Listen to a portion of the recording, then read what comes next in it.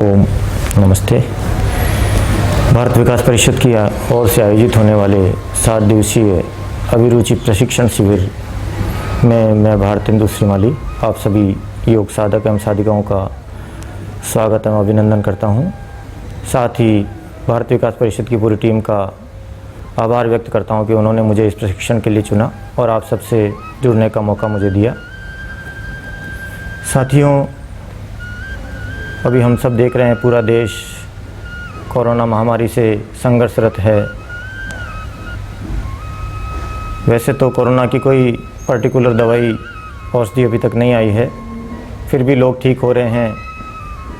तो उसका जो मुख्य कारण है वो है उन लोगों की रोग प्रतिरोधक क्षमता, जो स्वयं ही शरीर के भीतर उस रोग के वायरस से, विषाणु से लड़ती है और व्यक्ति को स्वस्थ बनाती है। और हमारी रोग प्रतिरोधक क्षमता को बढ़ाने का वर्तमान परिप्रेक्ष्य में सबसे जो महत्वपूर्ण साधन है, सबसे उपयुक्त साधन है, वो है प्राणायाम और योग। तो आइए प्राणायाम और योग के माध्यम से हम अपने आप को मजबूत बनाते हैं, भीतर से हमारी रोग प्रतिरोधक क्षमता को, इम्यूनिटी पावर को बढ़ाते हैं। जब भी आप प्राणायाम योग का अभ्यास करें तो सर्वप्रथम अपने ध्यान को एकाग्रचित करने के लिए 3 बार ओम का उच्चारण और 4 वैदिक मंत्रों का उच्चारण करें। आइए लंबा गहरा सांस भर के प्रारंभ करते हैं योग शिविर का प्रारंभ ओम के उच्चारण के साथ।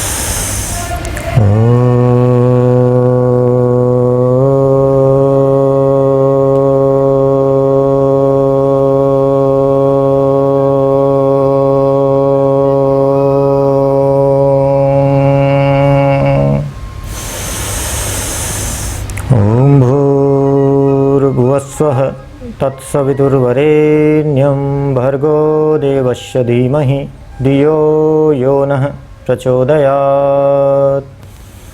ॐ त्र्यम्बकं यजामहे सुगन्धिं पुष्टिवर्धनम् उर्वारुकमिव बन्धनान् मृत्योर्मोक्षीयमामृतात्।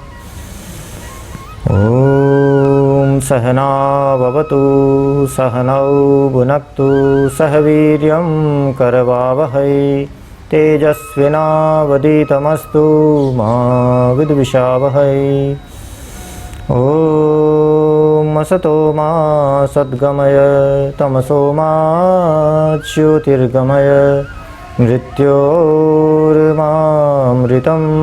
गमय।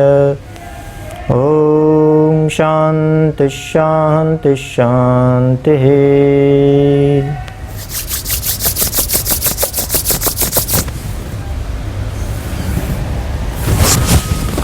ईश्वर के प्रथम नाम ओम के उच्चारण एवं 4 वैदिक मंत्रों के माध्यम से हमने प्रभु का, ईश्वर का, परमपिता परमात्मा का ध्यान किया। आध्यात्मिक शक्तियों का, देवी शक्तियों का आह्वान किया कि वो आएँ और हमारी योग साधना को सफल बनाएं। आइए मंत्रोच्चार के बाद प्राणायाम का अभ्यास प्रारंभ करते हैं। कोरोना का जो सबसे ज़्यादा प्रभावित क्षेत्र है हमारे शरीर में वो है हमारे फेफड़े, हमारे लंग्स, पूरा श्वसन तंत्र, उसी को वो प्रभावित करता है। तो आइए प्रथम प्राणायाम भस्त्रिका का अभ्यास करें, जो हमारे फेफड़ों को, श्वसन तंत्र को मजबूत बनाता है। और सबसे ज़्यादा जो समस्याएँ हो रही है, मौतें हो रही है, वो है ऑक्सीजन की कमी के कारण। भस्त्रिका ऐसा प्राणायाम है जो हमारे पूरे शरीर को ऑक्सीजन से भर देता है, ऑक्सीजन की सप्लाई को एक एक कोशिका तक पहुंचाता है। तो आइए विधि को समझें। दोनों नासिका से लंबा गहरा सांस भरते हैं और वापस उसी गति से उसी समय वापस छोड़ते हैं। लगभग 2.5 से 3 सेकंड में सांस को भरेंगे, 2.5 से 3 सेकंड में छोड़ेंगे। इस प्रकार से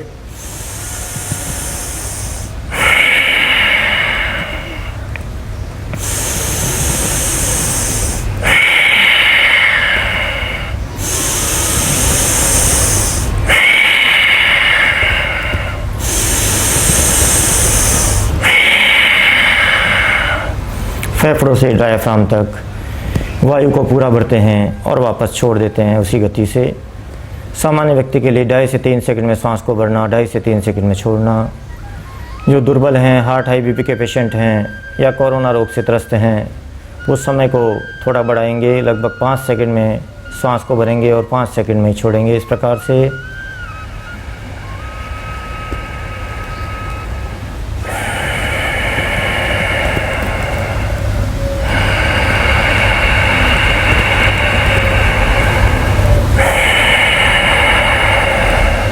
तो गति का चयन हमें अपनी शारीरिक सामर्थ्य के अनुसार करना है। सामान्य व्यक्ति के लिए 2.5 से 3 सेकंड में भरना, 2.5 से 3 सेकंड में छोड़ना पर्याप्त है। जब हम भस्त्रिका प्राणायाम करते हैं तो हमारे फेफड़ों का जो सामान्य श्वसन में केवल 1/3 भाग काम में आता है, प्रयोग में आता है, शेष 2/3 भाग निष्क्रिय पड़ा रहता है। वहीं पे धीरे धीरे संक्रमण पैदा होते हैं, फिर हम दमा, अस्थमा, खांसी, ब्रोंकाइटिस इत्यादि रोगों से ग्रसित हो जाते हैं। तो लेकिन जब हम भस्त्रिका प्राणायाम में लंबा गहरा सांस भीतर भरते हैं तो फेफड़ों के सभी लगभग 7 करोड़ 30 लाख कोश, उन सभी में प्रसार होता है, वापस प्रश्वास के साथ संकुचन होता है। हमारे फेफड़ों का 100% भाग क्रियाशील बनता है और जब फेफड़े हमारे क्रियाशील होंगे तो निश्चित रूप से बार बार होने वाले संक्रमण से, मौसम परिवर्तन से होने वाले रोगों से हम बचे रहेंगे। और हमारे फेफड़े यदि मजबूत होंगे, क्रियाशील होंगे तो निश्चित रूप से हमारी रोग प्रतिरोधक क्षमता भी धीरे धीरे बढ़ती चली जाएगी। फेफड़ों में जाने वाली वायु, उसमें से ऑक्सीजन का संचार फेफड़ों से हृदय तक होता है और हृदय से फिर लाल रक्त कणिकाओं के माध्यम से ये शरीर की एक एक कोशिका तक ऑक्सीजन पहुंचती है और पूरा शरीर ऑक्सीजन की मात्रा से भरपूर हो जाता है। यदि कोरोना का किसी को रोग है और ऑक्सीजन का लेवल कम होने लगे तो भस्त्रिका प्राणायाम का अभ्यास करें, स्वतः ही आपका ऑक्सीजन का लेवल बढ़ने लगेगा।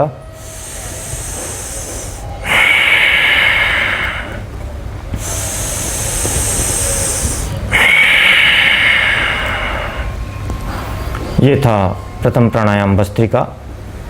इसके बाद द्वितीय प्राणायाम का अभ्यास करते हैं जिसका नाम है कपालभाति प्राणायाम।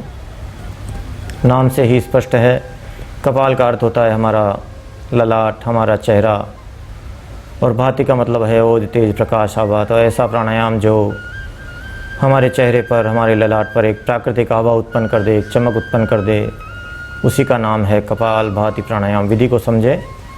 कपालभाति प्राणायाम में नासिका से श्वास को बाहर की ओर धक्का देते हैं, पेट जाता है इस क्रिया में भीतर की ओर। इस प्रकार से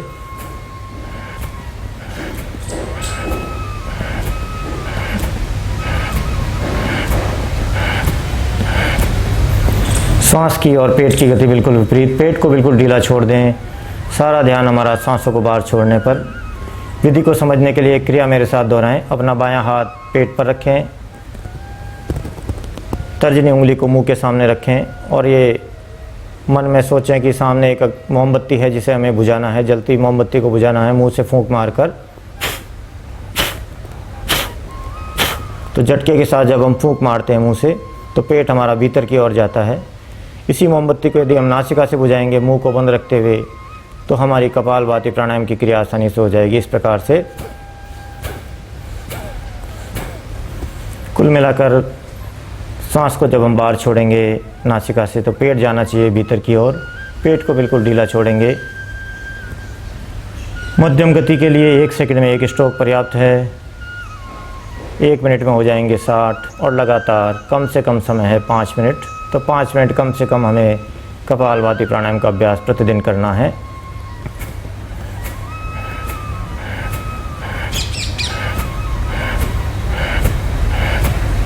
बहुत ही लाभदायक उपयोगी प्राणायाम वज़न को हमारे मेंटेन करता है, कम करता है। जो बहुत ज़्यादा दुबले पतले हैं उनका वज़न बढ़ने लगता है कपालभाति प्राणायाम से। कोई भी प्राणायाम यदि हम करते हैं तो वो हमारे शरीर में संतुलन का कार्य करता है। आयुर्वेद की भाषा में बोलें तो वात, पित्त और कफ तीनों ही दोष सम अवस्था में आने लगते हैं प्राणायाम के अभ्यास से। मेडिकल साइंस की भाषा में हमारे शरीर का मेटाबॉलिज्म, कैटाबॉलिज्म, एनाबॉलिज्म तीनों का बैलेंस स्थापित होने लगता है। शरीर में सारे हार्मोन्स का, केमिकल्स का संतुलन शरीर में स्थापित होता चला जाता है। प्राणायाम के निरंतर अभ्यास से स्वस्थ व्यक्ति को कम से कम 10 मिनट इस प्राणायाम का अभ्यास करना है। 5-5 मिनट के 2 राउंड हम कर सकते हैं। जो सामान्य रोगी हैं, डायबिटीज़ की प्रॉब्लम है, मोटापा है, थायराइड की प्रॉब्लम है, पाइल फिशर पिस्टूरा, रोगों के नाम अनेक, उपाय सिर्फ एक, प्राणायाम का अभ्यास, तो वो सभी 15 से 20 मिनट कपालभाति प्राणायाम का अभ्यास करें। और जो असाध्य रोग से पीड़ित हैं, कैंसर, हेपेटाइटिस जैसे असाध्य रोगी हैं, वो आधा आधा घंटा सुबह शाम कपालभाति प्राणायाम का अभ्यास कर सकते हैं।